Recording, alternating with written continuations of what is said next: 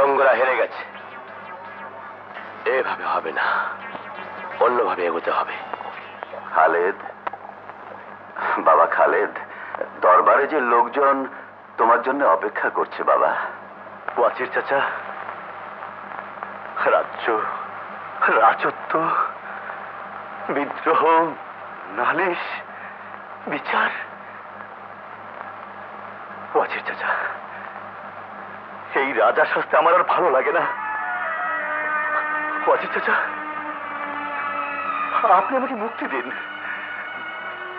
মুক্তি দিন।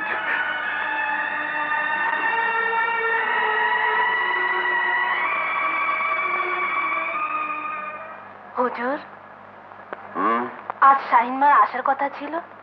ও ঠিক আছে, তুমি যাও, আমি ব্যবস্থা করছি। জি আচ্ছা।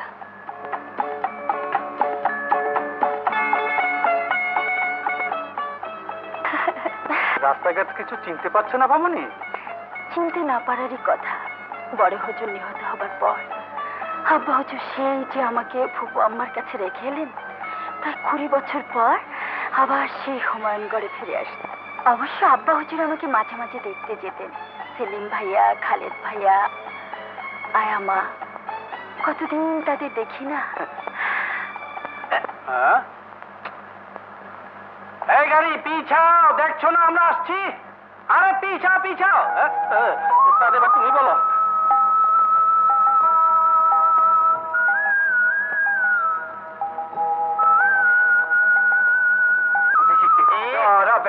লাট বাহাদুর নামছেন।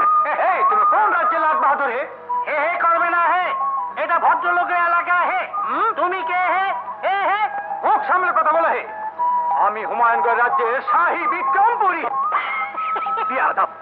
তবে রে পুঁটি মাছের চচ্চড়ি কুতু দিয়ে বের করে দেবো তোর 32 হাত নারী বুড়ি। এক লাঠিতে মস্তিষ্ক করবো জন্য।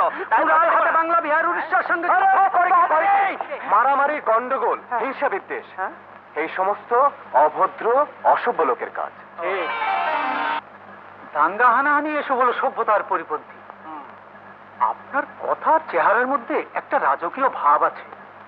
আচ্ছা, আপনি কি? হ্যাঁ হ্যাঁ হ্যাঁ, তুমি ঠিক বলেছো ভাইয়া। কথায় বলে না, মানিকে মানিক চেনে, আর সুর চেনে কচু। হ্যাঁ গো ভাই বিক্রমপুরী, বলতে লাজে মরি। কপাল দোষে কাটকাটি, আসলে আমরা সূর্য বংশের লোক। বাহ, ভালোই হলো। আর ঝগড়া নয়, আসুন আমরা সন্ধি করি। তাছাড়া আমি কিছুদিনের মধ্যে রাজ্য ছেড়ে চলে যাচ্ছি। রাজায় প্রজায় ভাব থাকে ভালো। হ্যাঁ, আমরা সবাই রাজা। আমাদের এই রাজার রাজত্বে। ঠিক বলেছেন। তাহলে হাত মিলান। এই এবার বলুন, নইলে মোটে রাজার সাথে মিলব কি শর্তে? আমরা সবাই রাজা, আমরা সবাই রাজা। চলি। এসো এসো। এই এই ছাড়ো ছাড়ো। আরে বাবা, রাগ করিস না।